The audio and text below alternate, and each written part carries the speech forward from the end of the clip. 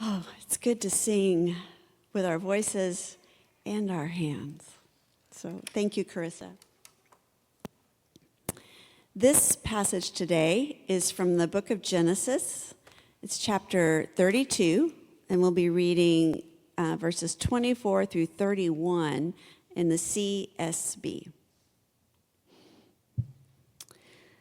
Jacob was left alone, and a man wrestled with him until daybreak.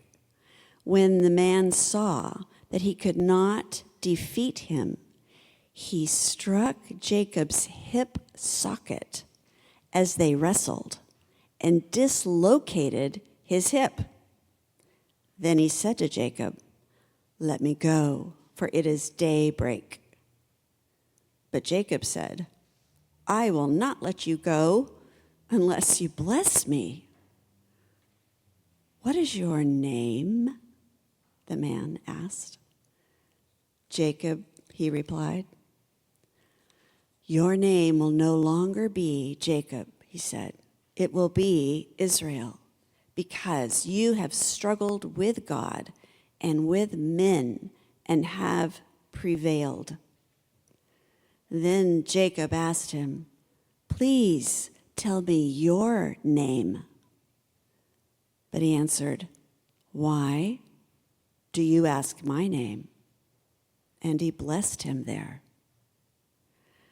Jacob then named the place Peniel, for I have seen God face to face, and yet my life has been spared. The sun shone on him as he passed by Peniel, limping because of his hip. This is the word of the Lord.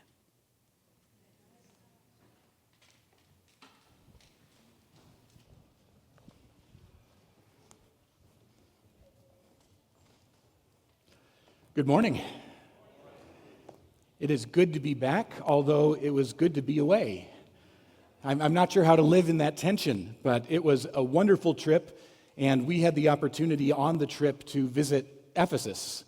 And later this summer, we're doing a series about Ephesus and looking at the book of Ephesians. So I'm not going to tell you about the trip now because I am going to bore you with so many pictures and stories when that time comes. This morning, I want to let you know that I'm going to be here for a little while, to the point where at some point in the summer, you're going to be saying, "Isn't Sten Eric overdue for a trip?" So hang in there. So a question I have for everybody. Do you ever get afraid? I'm not talking the kind of fear that we often describe. I'm afraid of heights. I'm afraid of closed spaces. I have a reasonable fear, not a phobia, of spiders. Spiders, I am convinced, are Satan's emissaries upon the earth. I know they serve a function, but I would like them to serve that function as far away from me as possible. But that's not the kind of fear I'm talking about. I'm talking about the other kind of fear. I'm talking about the fear that puts a coldness in your bones and makes you wonder if tomorrow is going to be the same. I have a silly story that doesn't really connect to that level of fear, but I went to see the dermatologist a little while ago, and he did what dermatologists do. He caused me great pain and burned things off of my head and my face. Apparently being bald is a risk. And then he took a couple of biopsies. And that's something that doctors do, and you always expect, okay, they took a biopsy, and I'm going to get a message through the portal. I'm going to get a voicemail, something, to let me know that everything is fine, and we'll see you again in a year. My doctor, good man, good doctor, called me at home from his personal phone at 9:15 at night. My heart stopped in my chest for a second. What news does he have about this biopsy that is causing him to call me at home at 9:15 instead of during business hours and leaving a message in the portal? Stomach just drops. Good news. He just lost track of the time. He was just doing follow-ups and letting me know, hey, everything's fine, and this is what you need to do, and it was great. So that's why I'm saying my story doesn't really work. But there was that microsecond. There's that microsecond. But many of us have had the experience where the doctor does call, and they say, we'd like you to come in tomorrow. We need to talk about the results. That's when that fear sets in. Not the manageable kind of fear, the other kind. The kind that makes you start calculating and running all the equations. That's where we find Jacob this morning. He's not a young man anymore. He has been given promises by God. He has watched those promises prove true time and time again. He has seen God's will come to pass. He left Canaan with nothing but a walking stick. And now he's returning with wives, children, servants, and more livestock than he can easily count. God has been faithful at every turn. And now he's headed home. He's heading back to Canaan. The problem with going home was he's heading the direction of Esau, the brother that he had wronged. This last word that he had from Esau was something along the lines of, if I ever see you again, I will end you. That's 20 years ago. Jacob has no idea what he's walking into. Here's what I want to say to you before we dive into this text. We know the answer to Jacob's fear before Jacob does, because we have the narrator's perspective. We can see what he cannot see. But from Jacob's perspective, the phone rings, and he doesn't know what tomorrow is going to hold. So what happens when fear takes a hold of someone who has seen God's faithfulness and knows better? What happens? The answer for Jacob, and often even for us, is we strive. We plan. We start to deploy every resource we have at our disposal to solve our problem. And in doing so, we often miss the very thing that God is trying to give us. So Carrie Jane read for us a portion from Genesis chapter 32. If you have your Bibles with you, go ahead and open up there. We are going to be looking at the entire chapter this morning, so buckle in. We have about 90 to 95 minutes of sermon ahead of us. We can do this together. What we see in this chapter is that when fear strikes, the one who strives forgets the presence of God and begins to work the problem. Let's start in verse 1. Jacob went on his way, and the angels of God met him. And when Jacob saw them, he said, "This is God's camp." And he called the name of that place Mahanaim. That means 2 camps. So what do we have? We have a visual reminder to Jacob that God was with him. Even as he goes out and prepares to face Esau, he looks over and he sees the camp of God's angels traveling with him. God is holding true to his promise. God did not need to reveal this to him. He promised it, and that is enough. But he is showing Jacob, I am truly present with you. So this moment, in a way, Jacob's faith is being tested. And he fails. He fails gloriously. No confidence gained. He sees the army of God, and he is still working a problem of Esau.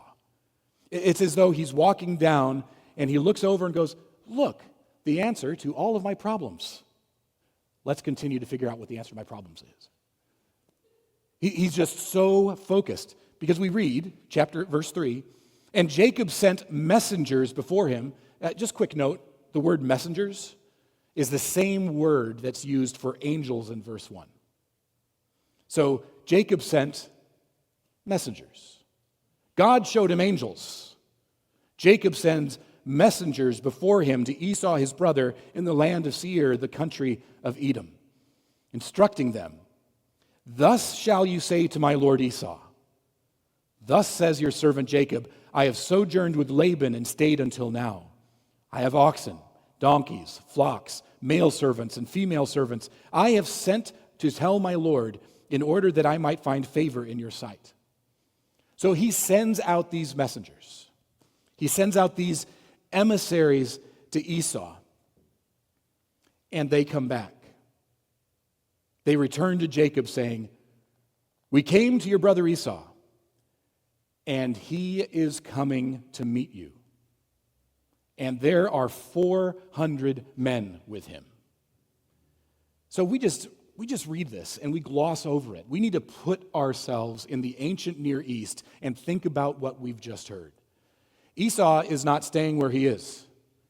Esau is escorting the messengers of Jacob. Esau is coming to Jacob, and he has 400 men with him. Abraham, in Genesis 14, when he went to war, had 318 men. 400 is a militia. 400 is an army.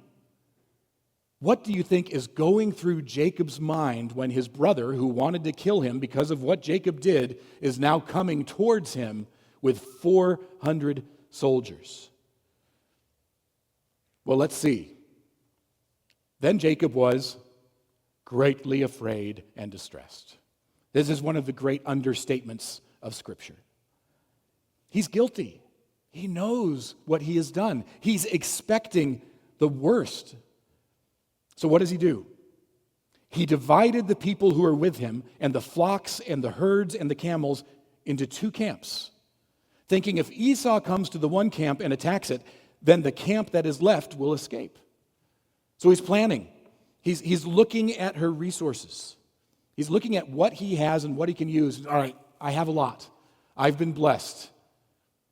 If I divide everything in half, and they go this way and I go this way, Esau's not going to be able to kill us both, so at least half of us are going to be able to survive. He's planning for the worst. Think about the irony here. God just showed him there are two camps. There's your camp, and there's the camp of the Lord. I am with you. Jacob splits into two camps. He has his own plan. This idea that the divine presence coming alongside of human need, he misses it. He takes his own camp, splits it into two, and he has a disaster mitigation strategy. What began as a picture of divine provision has become a plan for partial survival. And then Jacob does what seems to be a good thing. Verse 9. And Jacob said, "O God of my father, and God of my father Isaac, O Lord, who said to me, 'Return to your country and to your kindred, that I may do you good,' I am not worthy of the least of all the deeds of steadfast love and all the faithfulness you have shown to your servant. For with only my staff I crossed this Jordan, and now I have become two camps. Please deliver me from the hand of my brother, the hand of Esau, for I fear him, that he may come and attack me, the mothers with the children. But you said, I will surely do you good and make your offspring as the sand of the sea, which cannot be numbered for multitude." So facing doom, he finally stops and prays. It's the first time in the book of Genesis, in the story of Jacob, that we see Jacob praying. The first time. And it is also one of the longest prayers in the entire book of Genesis. He addresses God. He confesses his unworthiness. He petitions for rescue. And then he anchors his plea for help in the promises of God. It's a good prayer. We look at this and we see in its form, it's a good prayer. But this is still Jacob. And Jacob has a manipulative tendency. And as we look at this prayer, we see a manipulative thread running through it. Look carefully at how Jacob quotes God's promises back to him. He says, You said you would cause me to prosper. But if we go back to see what he actually said to Jacob at Bethel in chapter 28, God promised Jacob his presence and his protection, not prosperity. Jacob has subtly redefined God's words to his own advantage. He's not simply trusting a promise, he's invoking a contract. He's reminding God, maybe even pressing God, making it this a situation that God is obligated to fix.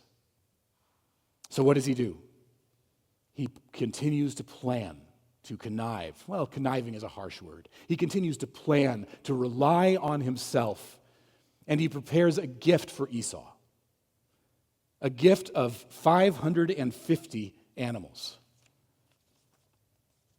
The air conditioning is turning my pages for me, which aren't we all thankful that the air conditioning is working? Yeah. So, dun, dun, dun. Esau said, no, this is way ahead. Where am I?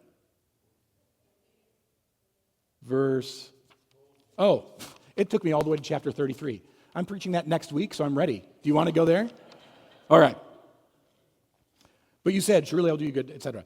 So he stayed there that night. I want you to notice it's nighttime. And from what he had with him, he took a present. The word is barakah. It means a blessing. The thing that he stole from Esau, a blessing. He's now trying to return to him, this barakah. 200 female goats, 20 male goats, 200 ewes, 20 rams, 30 milking camels and their calves, 40 cows and 10 bulls, 20 female donkeys and 10 male donkeys, and a partridge in a pear tree. These he handed over to his servants, every drove by itself. So catch that. Multiple droves, 3 droves of animals are going. So Esau is going to be overwhelmed by the generosity of Jacob. He hands these over to his servants and said to them, "Pass on ahead of me and put a space between drove and drove." He instructed the first, "When Esau, my brother, meets you and asks you, 'To whom do you belong? Where are you going? And whose are these ahead of you?' Then you shall say, 'They belong to your servant, Jacob. They are a blessing, a present sent to my lord Esau. And moreover, he is behind us.' He likewise instructed the second and the third and all who followed the droves, 'You shall say the same thing to Esau when you find him. And you shall say, moreover, Jacob is behind us.' For Jacob thought, 'Maybe I will appease him with the present that goes ahead of me, and afterward I shall see his face. Perhaps he will accept me.' So the present, the blessing, passed on ahead of him, and he himself stayed that night in the camp." Jacob has always worked hard for what he has. Blessings were not easy things for him to receive for free. He wanted to earn it. And now he's sending these blessings, using this language of atonement, trying to fix the rift between him and Esau with the gift of livestock. That's his currency.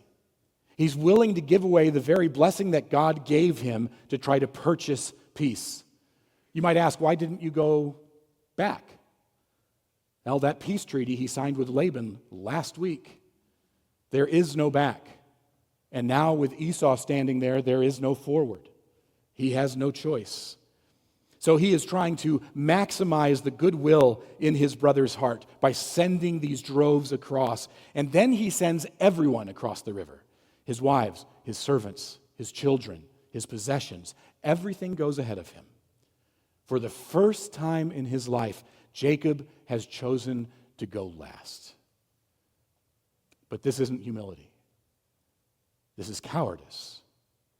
He's terrified. He's putting as much distance as possible between himself and the moment of confrontation. All of his activity, the divided camps, the prayer, the gifts, the carefully timed droves. Note the text. It's shrouded in darkness. Over and over again, the text has made a point of letting us know, and it was dark, and it was night. The Hebrew conception of darkness was that of insecurity, uncertainty, and fear. And that's where Jacob finds himself. The narrator marks it deliberately, shrouded in darkness. The transactions begin and end at night. And Jacob is wide awake through it, scheming, sending, strategizing, sleepless. He's just seen the armies of heaven beside him, and he's operating as though God does not exist. The striver, when fear takes hold, does not stop to trust. The striver starts working. We do the exact same thing. I know I do. When I find myself in a situation where I don't see a clear path out of this, my first response, I'm ashamed to say it, is to sit down and start the SWOT analysis, to start the figuring out what is going well, what is going poorly, what resources do I have, what can I throw at this, what time do I have available to me. I instantly go into strategy mode. I strive. I don't turn to the one in whom I can trust, the one who I have seen time and time again come through in impossible situations. When the phone rings and our stomach drops, when the test comes back and it comes back malignant, when the conversation that you dreaded finally arrives, the human instinct is not to trust in God's presence. The instinct is to become the project manager of our own salvation. Self-sufficiency, pulling ourselves up by our own bootstraps. That idiom, by the way, I'm wearing boots this morning just to illustrate this. The idea of pulling yourself by your own bootstraps, that's a virtue, right? I can do this on my own. Well, these are the bootstraps. How hard do I have to pull myself up? The point of the idiom is not, you can do it, you can be self-sufficient. To pull yourself up by your own bootstraps is an idiom meaning, you can't do this on your own. You can't lift yourself up without support from others. And this is where we find ourselves. If I work this hard enough, if I can just do this or gather this, I can change the outcome. The right resources and the right sequence, I can secure my own deliverance. That posture, no matter how nicely we dress it up, is a form of forgetting. It is forgetting that the camp of God is right there beside us. It's forgetting that God has already said what he needed to say. It's treating the promises of God as fine print instead of the firm ground beneath your feet. The striver's problem is not that the striver doesn't pray. Jacob prayed. The striver's problem, the striver in all of us, the problem is that the prayer has not yet reached the root of our own self-reliance. And God, in his mercy, knows that. And that's why he arranges a meeting. What Carrie Jane read for us. The same night, still night, he arose and took his 2 wives, his 2 female servants, his 11 children, and crossed the ford of the Jabbok, a very dangerous crossing, by the way. He took them and sent them across the stream and everything else he said, and Jacob was left alone, unprotected. Esau before him, Laban behind. He must face God alone. And a man wrestled with him until the breaking of the day. When the man saw that he did not prevail against Jacob, he touched, very soft word, he touched his hip socket, and Jacob's hip was put out of joint as he wrestled with him. This encounter was planned. The darkness concealed the adversary's identity intentionally. Had Jacob known who was coming for him and who it was that he would be wrestling, he never would have started the fight, let alone continued it with his particular brand of stubbornness. God arranged the conditions so the striver would do what the striver always does: engage, resist, fight for his life. The word for wrestling is a rare word that we don't see very often. It's wa'iyabak. I'm not going to say that again. But the ending, the wrestling part, it likely means rolling around in the dirt.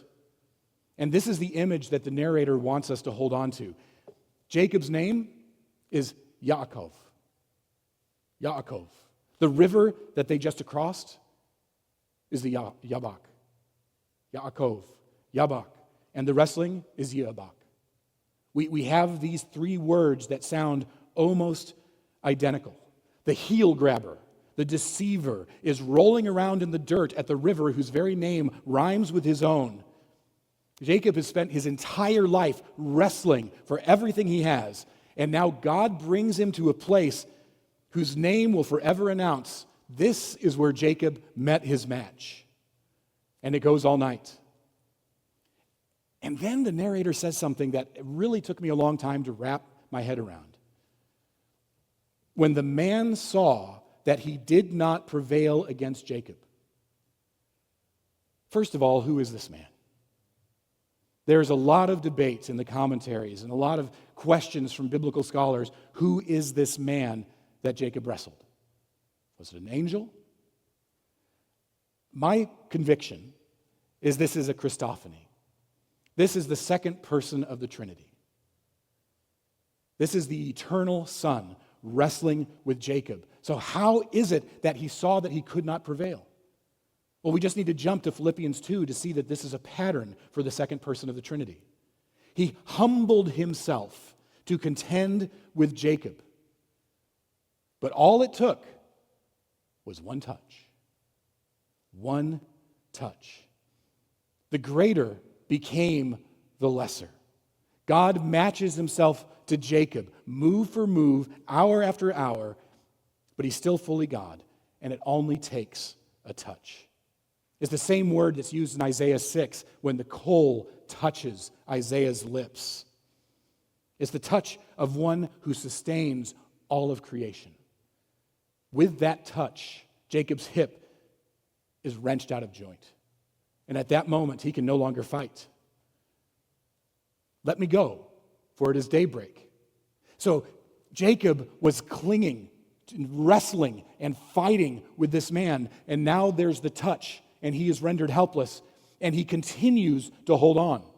But it's changed from the manipulation grab to the fighting grab to the desperate pleading grab, asking for help, asking for a blessing. This is not the same Jacob who grasped at Esau's heel.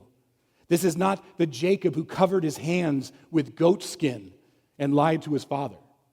What we have now in this Jacob is a broken man, gasping, hanging on to someone he now knows is divine, with a dislocated hip and nothing left to offer, making the only plea that's ever worked: please, I need a blessing.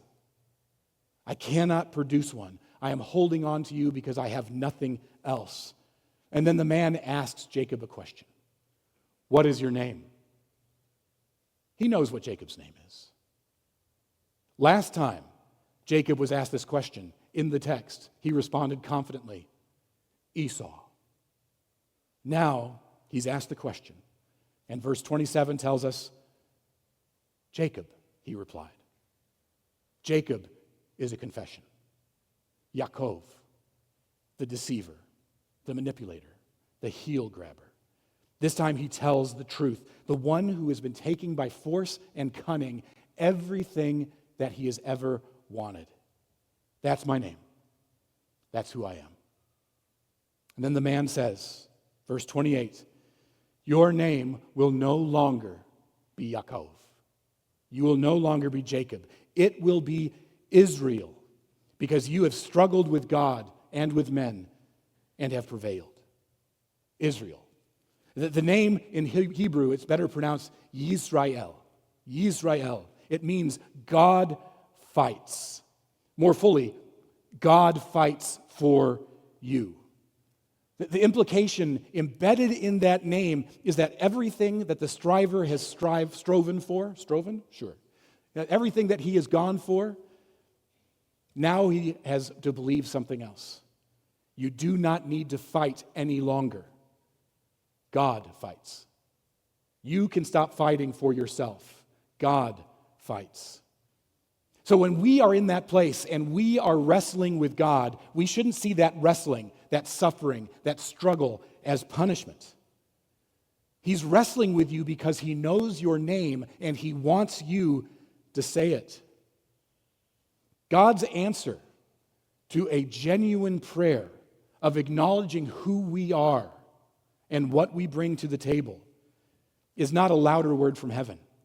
God's answer is to show up in the night, in your isolation, in your desperation, when you have sent everything away and everyone you've been relying upon, and you put your hip out of joint. The touch is not punishment, it's mercy. It's the mercy of a God who knows that you will never stop striving until you know that you cannot. It is the touch of a God who knows that the only way to get a word of confession out of the striver is to bring them to the place where they have nothing left to offer but their real name. So what is God wrestling us toward? What is the thing that fear has turned you into a project manager over? Where are you fighting for your own self-sufficiency? What are the droves that you are sending out in careful sequence, designed to appease the situation before you have to face it directly? God is not done with us. And the touch of the hip is not the end of the story. That limp is not a sign of defeat. It is the permanent mark of a remade identity and genuine dependence on who God is. Remember the theme of darkness. Jacob asked him, verse 29, "Please tell me your name." But he said, "Why is it that you ask my name?" The grammatical structure there is implying you know the answer to this question. Why are you asking me my name? And there he blessed him. So Jacob called the name of the place Peniel, saying, "For I have seen God face to face, and yet my life has been delivered." The sun rose up upon him. The sun, he is now walking in the light as he passed Penuel, limping because of his hip. Therefore, to this day, the text tells us, the people of Israel do not eat the sinew of the thigh that is on the hip socket, to remember that the man had touched the socket of Jacob's hip on the sinew of the thigh. The limp is not a sign of weakness. The limp marks the faithful saint. Those faithful ones who walk not in their physical strength, not in their own capacity, but in spiritual strength, given to us through the shattering grace of God. One theologian puts it this way: the limp is the crookedness that had previously shaped the moral nature of the wily Jacob has now passed into a physical attribute only. The man is changed. The limp is the old Jacob made visible, worn on the outside rather than practiced on the inside. It's a testimony. Israel means God fights. Jacob has a new name, and he has the body to match it. Every time he shifts his weight and feels that familiar ache, he's reminded, this is what it cost for me to stop striving. This is what it looks like when God wins and I surrender. It's not a wound that doesn't heal. It's a wound that heals exactly as God intended it to heal. So we started this morning with a question about fear. I want to close with a different question. What's your name? What is your name? Not the name that's on your driver's license. What is the name that describes your posture before God? Are you defining your life by dividing your camp and sending your droves, praying your carefully constructed prayers while your backup plans run slowly in the background. Yes, I am praying to God, but don't worry, I got this. What is our name? Or have you been to your river? Have you been to your Jabbok? Has God taken you to that place of isolation where everyone is across the river, the gifts are already gone, there's nothing left for you to do, and God met you there in the dark and reminded you, as you're broken and gasping, that He's the one who gives us our name? The invitation of the text is not to try harder to trust God. That's the opposite. Jacob tried. He prayed. It wasn't enough. The invitation is to stop running from the wrestling match. The striver wants the blessing without the Jabbok, without the wrestling. But the Jabbok is where the blessing lives. When God wrestles with us, He does not wrestle with us to destroy us. He is wrestling us because we have been chasing blessing our whole lives, and He wants you to receive it. The only way to catch it is to stop fighting and to trust Him. So let me close by saying this as plainly as I know how. God's camp is right there beside yours. He has said everything that He needs to say. He's promised His presence. He's promised His protection. The question is, for you, will that be enough? Are the promises of God enough, or are you going to keep the gifts moving and the droves spaced and the backup plans running? What is your name? Stop striving and let God wrestle you into the name that He has for you. Heavenly Father, we come to You as men and women who too often strive and rely upon ourselves. We come to You as people who have seen Your faithfulness, and still, when fear takes hold, we reach for our own resources before we reach for You. Thank You for not leaving us there. Thank You for Your mercy. Thank You for wrestling with us.